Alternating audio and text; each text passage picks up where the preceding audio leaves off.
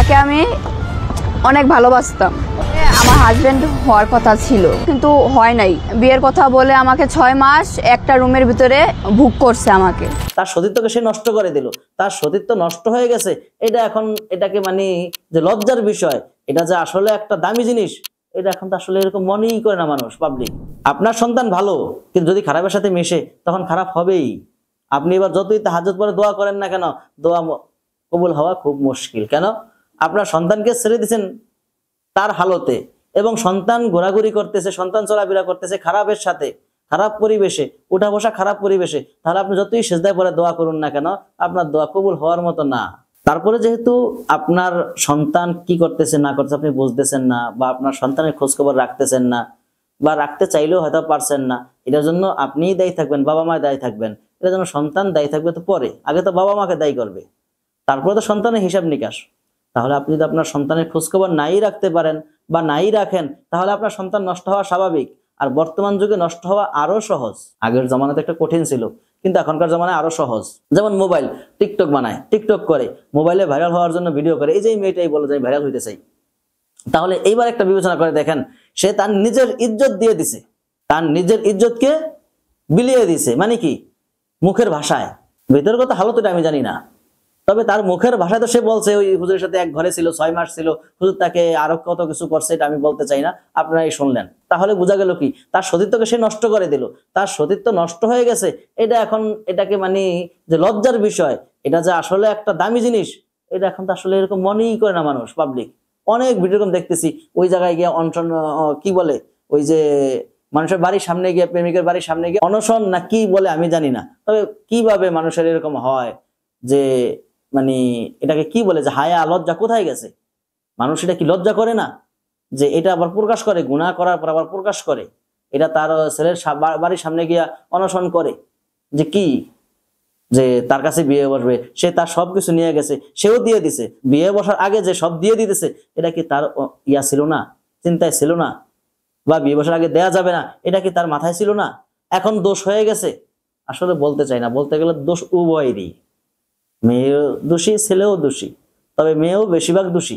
তাহলে এটার জন্য দায়ী কে? এটার জন্য দায়ী গার্ডিয়ানই, প্রথমত গার্ডিয়ানই দায়ী। তো এই জন্য আমি সমস্ত মা বাবাদেরকে বলবো, যাদের সন্তান বড় হয়ে গেছে, ছোট থাকলে এক চিন্তা, বড় হইলে আরেক চিন্তা, ছোট থাকলে একরকম পরিচালনা, বড় হইলে আরেক রকম পরিচালনা, এটাই তো স্বাভাবিক। হ্যাঁ, সন্তান বড় হয়েছে যদি আপনি ছেড়ে দেন, তাহলে তো সন্তান নষ্টই হবে। শয়তানে তো তাকে ধরবেই, শয়তান তো তাকে তো শয়তানে নিয়েই যাবে শয়তানের দিকে। তাহলে আপনার দায়িত্ব, সে শয়তানের দিকে গেলেও আপনি ধরে নিয়ে আসবেন। কেন? যেটা আপনি গার্ডিয়ান। এখন গার্ডিয়ানও তো সময় পায় না সন্তানকে সময় দেওয়ার জন্য, গার্ডিয়ানও মোবাইল নিয়ে ব্যস্ত, গার্ডিয়ানও টিকটক নিয়ে ব্যস্ত, এরকমই বর্তমান হালত। গার্ডিয়ানও ভিডিও নিয়ে ব্যস্ত, গার্ডিয়ানও গার্ডিয়ানের বন্ধু নিয়ে ব্যস্ত। তাহলে সন্তানকে ভালো বানাবে কে? সন্তানকে সময় দিবে কে? সন্তান নষ্ট হচ্ছে কিনা এটা দেখাশোনা করবে কে? তো আমি এটাই বলে শেষ করতেছি যে আসলে এটার জন্য গার্ডিয়ান অবশ্যই দায়ী থাকবেন, এবং গার্ডিয়ানকে সচেতন হইতে হবে। আপনি যতই অসচেতন থাকেন না কেন, আপনি যতই চিন্তা করেন না কেন, আপনার সন্তান বড় হয়ে গেছে, সন্তান ভালো বোঝে না, সন্তান ভালো বোঝে না। যদি সন্তান ভালোই বুঝতো তাহলে সন্তানের উপরেই সন্তানকে ছাড়তো। তাহলে শরীয়তে আল্লাহ তাআলা গার্ডিয়ানকে দায়িত্বশীল বানাইতেন না। তাহলে বড় হইলেই বলতো যে সন্তান সন্তানেরই দায়িত্বশীল। ছেলের ব্যাপারে কিছু বললেও মেয়েদের ব্যাপারে তো কোনো বলেই নাই। মেয়েকে তো স্বাধীনতা দেয়ই নাই গার্ডিয়ান ছাড়া। মেয়ে ছোটকালে বাবার আন্ডারে, তারপরে ভাইয়ের আন্ডারে, তারপর স্বামীর আন্ডারে, তারপর সন্তানের আন্ডারে, এরপরে তো তার হায়াত শেষ পর্যায়ে। তো মেয়েদেরকে তো আল্লাহ তাআলা স্বাধীনতা এইভাবে দেয় নাই যে গার্ডিয়ানহীন বানায় নাই মেয়েদেরকে। আল্লাহ তাআলা মহিলাদেরকে অগ্রাধিকার দিয়েছে, মহিলাদেরকে দামি বানাইছে, এই জন্য কাউকে দায়িত্ব দিয়ে দিছে। তো খাস করে আমি আপনাদেরকে বলবো, যাদের মেয়ে আছে এটা ব্যাপারে বেশি তাহকিক করা, বেশি গুরুত্ব দেয়া। তো যাই হোক, অনেক কথা বলছি, এবং এই কথাগুলা অবশ্যই আপনাদের প্রয়োজনীয় কথা। এই কথাগুলা সবার জানার দরকার, এই কথাগুলা সবাই আসলে চিন্তা করা দরকার। আজকের ভিডিওটা এই জন্যই করেছি। হ্যাঁ, তারপরে আসেন, প্রথমত গার্ডিয়ানকে বললাম, তারপরে কে দায়ী? তারপর দায়ী তার সার্কেল, তার পরিবেশ, তার পরিস্থিতি, তার বন্ধু বান্ধব। অবশ্যই যে সে কোন পরিবেশে মিশতেছে, কোন বন্ধু বান্ধবের সাথে উঠা বসা করতেছে, এটা সেও দায়ী। তাদের কাছ থেকে সে শিখতেছে, তো এটার জন্য তারা দায়ী থাকবে। সেই জন্য গার্ডিয়ানদের দায়িত্ব যে এটাও দেখা তার বন্ধু বান্ধবকে, তার বন্ধু বান্ধব কি করে, কি করতেছে, তার বন্ধু বান্ধবদের আখলাক আমল কেমন, এটাই অবশ্যই দেখার বিষয়।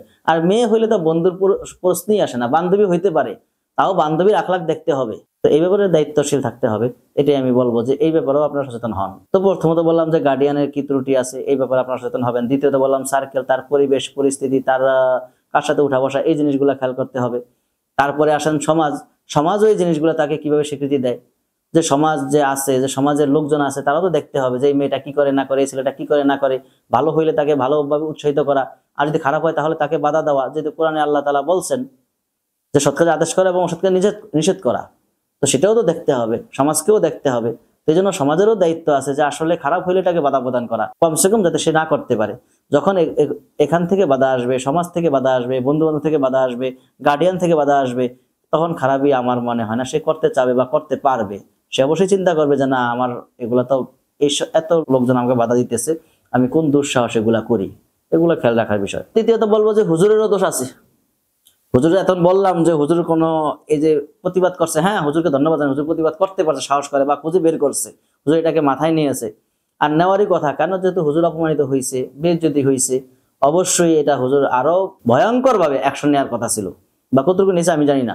তবে হুজুর ইচ্ছা করলে এখন সে আইনি ব্যবস্থা নিতে পারে, যেহেতু এখানে মানহানি মামলাও হইতে পারে। তো হুজুরকে বলবো এখন হুজুরের করণীয়, হুজুর একটা করতে পারতো। তো যেহেতু মেয়ে নিজেই বলছে যে হুজুর মেয়ের সাথে প্রতারণা করছে, এবার আমি আমার মতামত বলি।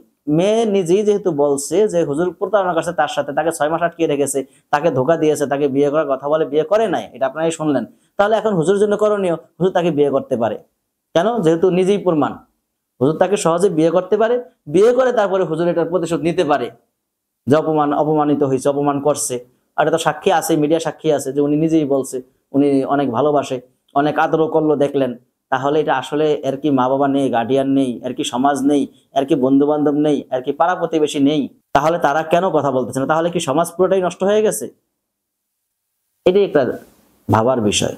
তা আমি বলবো ভবিষ্যতে যাতে কোনো সন্তান, কোনো মেয়ে বা হোক ছেলেও যাতে কোনো মেয়ের বিরুদ্ধে এরকম করতে না পারে, আর মেয়েও যাতে কোথাও এরকম দুঃসাহস না করে, এই জন্য আসলে এগুলা জানার দরকার, সমস্ত গার্ডিয়ানগুলো সচেতন হওয়া দরকার।